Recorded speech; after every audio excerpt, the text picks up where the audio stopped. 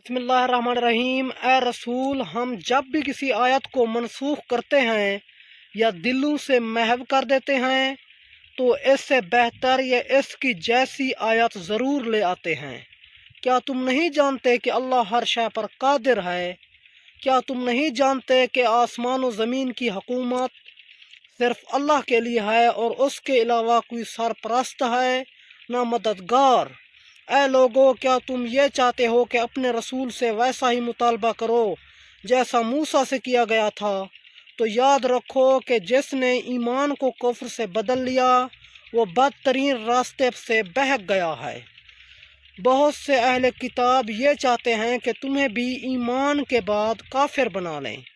वो तुमसे हसद करते हैं, वरना हक उन पर बिल्कुल वाज़े है।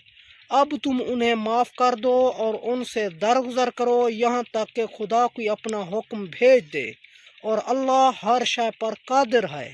और तुम नमाज कायम करो, ज़कात अदा करो, और जो कुछ अपने वास्ते पहले भेज दोगे खुदा के यहाँ सब मिल जाएगा, और अल्लाह तुम्हारे आमाल को खूब देखने वाला है।